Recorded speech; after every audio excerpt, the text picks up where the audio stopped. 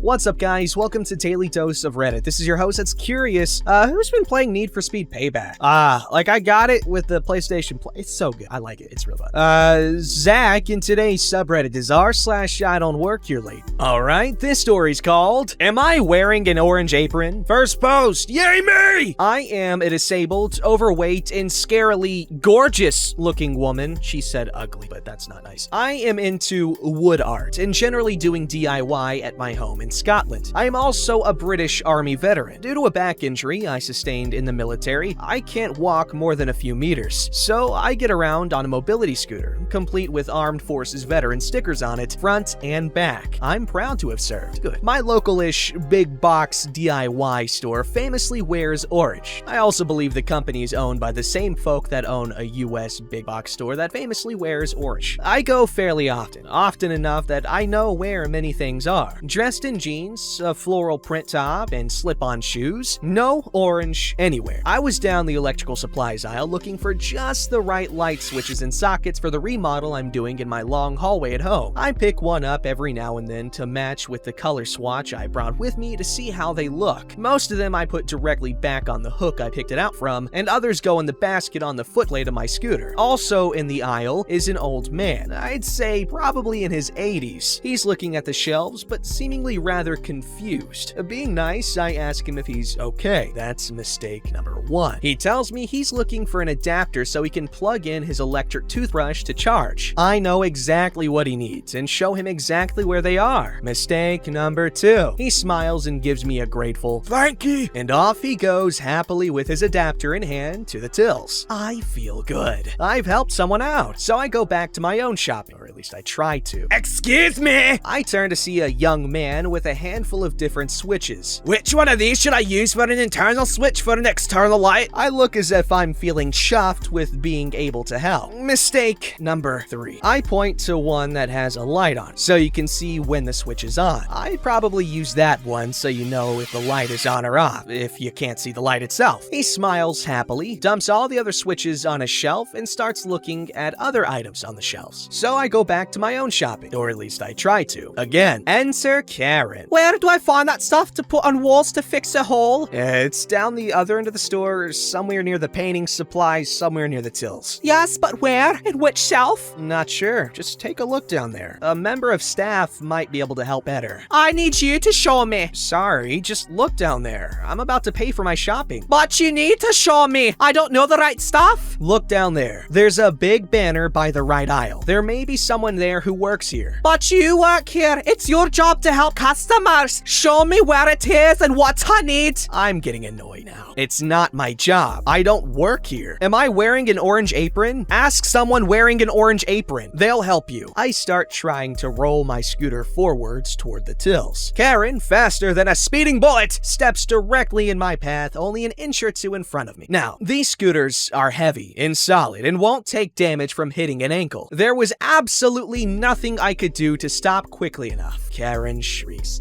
"You hit my leg! You tried to run me down! Ow!" And the tears flow. Her shriek alerted a couple of staff members who come running. "She ran me down! I want the manager! I want the police! I want an ambulance! I want her fired and arrested!" Then a mature-looking man in a suit with a large orange badge with his name and the word manager on it comes running up, also alerted by the shriek and shouting.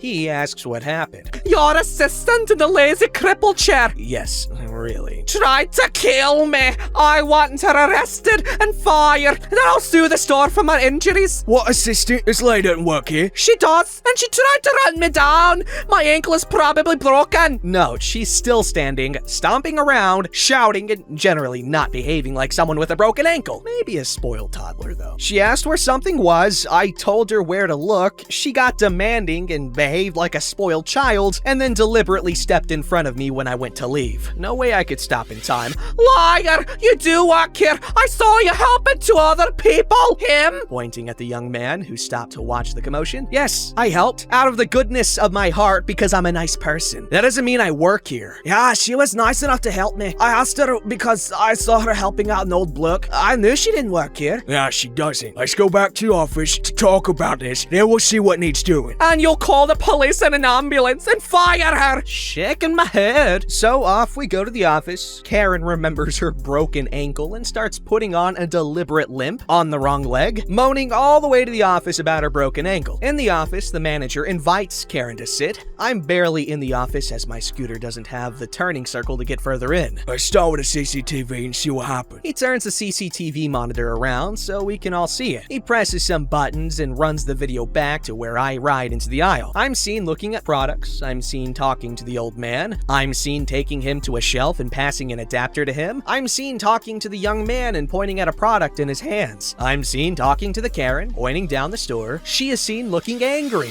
with fists clenched talking at me. I'm seen moving off. She is seen rushing past me and deliberately stepping in my path where I obviously don't have time to stop. Just so you know, I'm a retired police officer. Do you really want the police in an ambulance? Your ankle is clearly not broken and it's clear what really happened. Do you really want to get charged for wasting police time? They do that these days as police are short of manpower and won't thank you for calling them for what is clearly your own fault. They may even charge you with a hate crime with what I and my staff heard. Or we just leave the store and not come back. But really? Karen wilted. She stands and with no sign of a limp walks out with a member of staff escorting her meekly out. I was thanked for my patience and handed a gift card. For your trouble, and so you're not put off using store name. I paid for my wares using the gift card, which covered the whole cost, plus some more credit remaining on my card for next visit. I may not help anyone else next time, though. Wow, the entitled behavior that these Karens are demonstrating all over the world. No one is safe. Not the Scots, nor anyone else with any other name.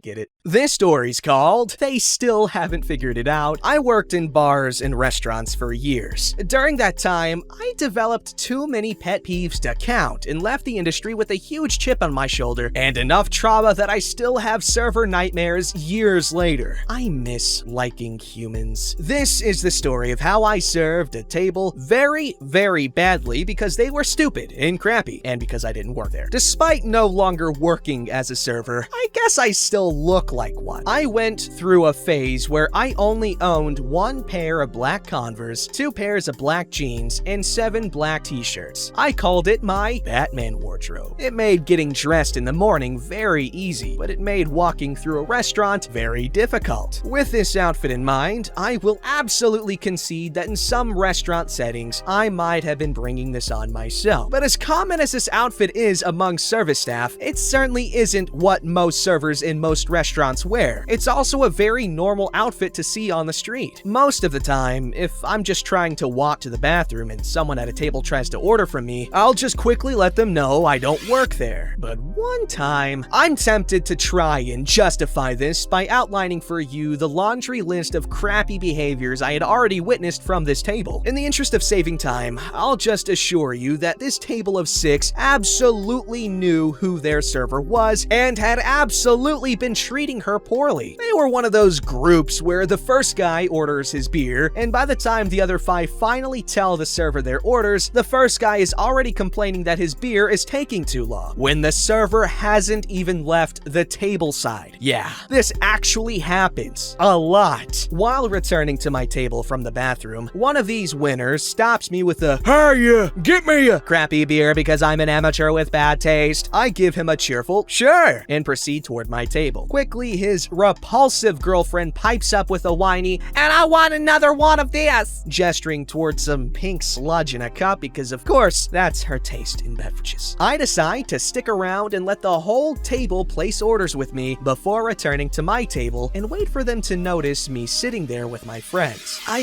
really didn't think this would go on long. I'm seated in plain sight about 2 tables away. They don't notice. Their server is tableside again within moments, and their round is promptly ordered again since they're definitely the type to double order items from different staff. So my prank goes unnoticed. Later, I go to visit the bartender, have a brief chat, and grab a couple of drinks. I'm walking back to my table with 2 beers in hand. Is that mine? man? A voice asks as a hand reaches out to snatch it. Nope, I reply and carry on. My actions had the potential to make life harder for the staff, and I'd feel bad about it if I wasn't friends with all of them and if they hadn't been in on it. This table is so badly behaved and have been determined to have a bad time since before they arrived. They're really a lost cause. Any attempt to clear things up for them wouldn't be worth missing out on the entertainment of messing with them. So I start looking for excuses to innocently walk past their table. I take a few more bathroom visits than I really need and go visit my friend at the bar a couple of more times. I never initiate contact with these clowns, but if they take the bait, I'll take the order. They are becoming increasingly agitated and abusive with each encounter. They tell me how bad I am at my job, and I just cheerfully correct them. No, I'm actually really good at my job. They are more infuriated at how unfazed I am at the abuse than at the several drink orders I failed to bring them. Remember, my friends and I have been seated in plain sight a few feet away, drinking and laughing it up all night. Anyhow, they drink 3 rounds despite having ordered about 9 and decide to leave. Naturally, when their bill arrives, they try to contest it, arguing that We didn't actually get most of the drinks we ordered, so it shouldn't be on the bill. the manager informs them that the bill represents only the drinks they did receive. They try to argue the point, and I just can't stand to watch my prank escalate too far, so I pipe up. Your bill represents the drinks you ordered from your server. I don't even have to say it that loudly since I'm seated so close to them. They all turn to look at me, and I want to say they realize what's going on, but that's giving them too much credit, since one of them immediately lays in with threats to call my boss. I offer them my boss's number and dare him to try and get a jeweler to fire their assistant for being bad at table service. He then tries to accuse me of putting items on his bill that shouldn't be there. You know, with the access card I use to log into the POS at the restaurants where I am a customer. He still hasn't figured it out. Edit, don't worry, those people wouldn't have tipped well anyway, and my table more than made up for it. Heyo!